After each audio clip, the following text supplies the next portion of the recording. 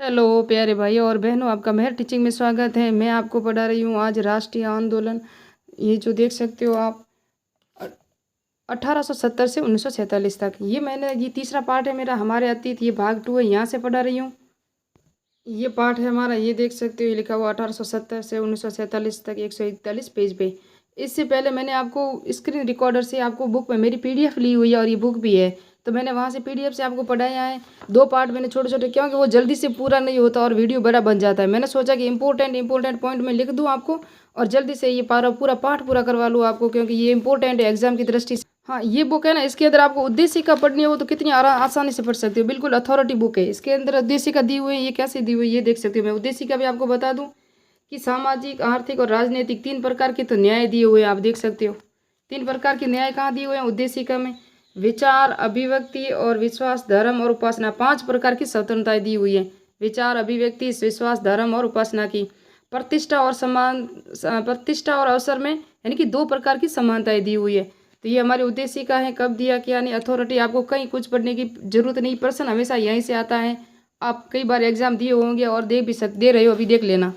ये देख सकते हो, ये पार्ट है, इसका मैंने पहले पीडीएफ से पढ़ाया है, स्क्रीन रिकॉर्डर से। और आप देख सकते हो ये सारे मैंने पढ़ा लिया है। ये तो अभी ये तीसरा पार्ट है। ये देख सकते हो आप, राष्ट्रवाद का उदय, यहाँ से मैंने सारा पढ़ा लिया आपको पूरा का पूरा। ये पूरे पॉइंट मैंने लिखवा दिए हैं, नहीं मैंने पीडीएफ से पढ़वाए हैं स्क्रीन रिकॉर्डर से। आज हमको यहाँ से शुरू करना है। मैंने यहाँ तक सारा पढ़ा लिया है। आज हम पढ़ेंगे स्वतंत्रता हमारा जन्मसिद्ध अधिकार है, ये कहाँ से क्या क्या पॉइंट है। और उसके बाद आप देख सकते हो, ये जो है ना मराठा वगैरह लिखे हुए, देखो आप अगर आराम से देख सके तो। ये जो बाल गंगाधर तिलक के थे ना अखबार, आप देख सकते हो। ये मराठा और केसरी ब्रिटिश शासन का कट्टर आलोचक था। ये सारा अभी आज हम पढ़ेंगे और इसके सारे नोट्स मैंने यहाँ लिख दिए हैं।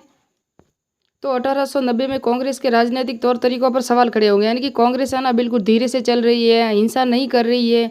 जो बड़े बड़े देखो, ये बंगाल पंजाब और महाराष्ट्र के जो नेता थे, लाल पाल कहाँ के थे? विपिन चंद्र पाल बंगाल के थे। बाल गंगाधर तिलक है ना, ये महाराष्ट्र के थे। लाला लाजपत राय ये पंजाब के थे।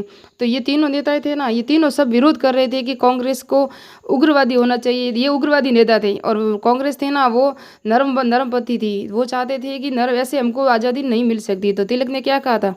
स्वतंत्रता मेरा जन्मसिद्ध अधिकार है और इसे मैं लेकर रहूँगा। ये पॉइंट याद रखना। आरबीएससी की बुक, एनसीईआरटी की बुक 8 में भी दिया हुआ है, आरबीएससी की बुक 12 है ना, उसके अंदर भी दिया हुआ है। फिर लॉर्ड कर्जन 1905 में बंगाल का विभाजन कर दिया। किसने किया? लॉर्ड कर्जन ने। तो लॉर्ड कर्जन ने बंगाल का विभाजन कर दिया। बंगाल विभाजन के कारण स्वदेशी आंदोलन के नाम से जाना जाता है। तो स्वदेशी आंदोलन की पूरी डिटेल अभी मैं नेक्स्ट पार्ट में धीरे धीरे पूरा लिखा रही हूँ। तो इस आंदोलन के तरह एक तो मराठा किस भाषा में था? अंग्रेजी भाषा में। और केसरी था ना, ये मराठा भाषा में ब्रिटिश काल का कट्टर आलोचक अखबार था। और ये अखबार किनके थे? ये तिलक ने लिखे थे। किसने लिखे थे? बाल गंगाधर तिलक के थे। ये दोनों अखबार वेरी इंपॉर्टेंट है, इनको एग्जाम में याद रखना हमेशा आता है। और यही आंदोलन आंध्र प्रदेश में किस नाम से जाना जाता है? आंध्र प्रदेश के डेल्टा नामक स्थानों पे वंदे मातरम आंदोलन के नाम से जाना जाता है। ये भी इंपॉर्टेंट पॉइंट है। तो अब हम पढ़ेंगे जो 1905 में आंदोलन हुआ, स्वदेशी आंदोलन या बंगाल विभाजन हुआ, लॉर्ड कर्जन ने किसकी उपस्थिति, क्या हुआ, किन के सहयोग से हुआ और ये भारत में कहाँ कहाँ फैला था। हाँ, तो फिर इसके आगे आप देख सकते हो, राष्ट्रीय आंदोलन को कुचलने के लिए विदेशी वस्तुओं की होली जलाई गई। किन्होंने?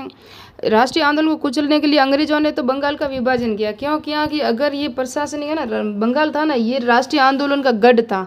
यहाँ बहुत से आंदोलन हो रहे थे, इसलिए अंग्रेजों को बहुत भय था कि ये अलग हो जाएगा, तो पहले हम इसको ही अलग कर दें और इसको अंदर फूट डाल दें। तो क्या किया इन्होंने कि विदेशी वस्तुओं की होली तो हमारे क्रांतिकारियों ने जलाई थी, लेकिन इसको कुचलने के लिए राष्ट्रीय आंदोलनों को, और हमारे लोगों से क्या कहा इन्होंने? अंग्रेज है ना, बंगाल में जो राष्ट्रवाद पनप रहा था उसको रोकने का, कुचलने का प्रयास कर रहे थे। और लॉर्ड कर्जन ने यह बताते हुए कहा कि प्रशासनिक सुविधा के लिए 2 भागों में बांटना बहुत जरूरी है। ये किसने कहा था? लॉर्ड कर्जन ने कहा था। फिर बंगाल में की जनसंख्या कितनी थी? तो ये आप देख सकते हो 800 करोड़ थी। 8 करोड़ थी। अंग्रेजों ने फूट डालो और राज करो की नीति अपनाई और उसी के अंदर दोनों को अलग करके, यानी कि जनता को तो बेवकूफ़ बनाया, लेकिन अपने लिए इन्होंने सही ठहराया कि हमारा व्यापार अच्छा चल जाएगा, हमारा सही जो भी काम होगा वो सही होगा। ये जो पॉइंट है ना, बंग योजना कब बनी? 19 जुलाई 1905 को बनी, देख सकते हो आप।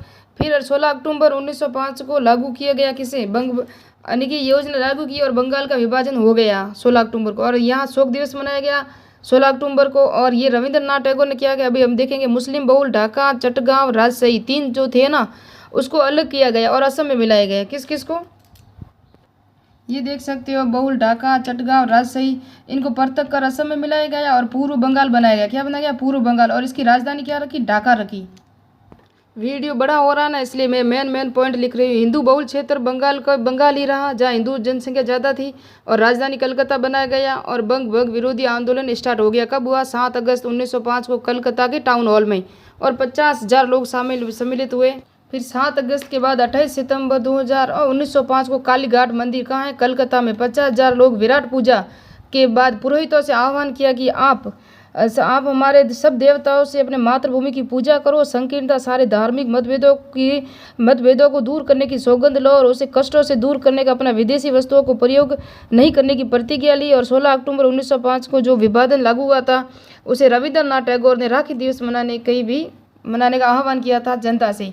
तो इसके बाद हम बनाएंगे और एक और नया वीडियो छोटा सा, और उसके में हम लिखेंगे कि इस विभाजन के बारे में जो सचिव था रिस्ले ने क्या कहा था, और कुछ इंपॉर्टेंट पॉइंट है। रविंद्रनाथ टैगोर ने जो आमार सोमनार बंगला गीत गाया था, उसे राष्ट्रीय गीत कब बनाया? ये सारे मिलते हैं नेक्स्ट पॉइंट में। ये मैं यहाँ से पढ़ा रही हूँ। ये देखो आरबीएससी की बुक है ना, कुछ पॉइंट मैंने वहाँ से लिए। आरबीएससी की 12 क्लास की बुक है, ये देख सकते हो आप पूरी की पूरी डिटेल। यहाँ से मैंने पूरा पॉइंट लिया है, क्योंकि आपको अथॉरिटी सोर्स देना चाहती हूँ। आरबीएससी और एनसीईआरटी के अलावा कुछ नहीं पढ़ाऊँगी।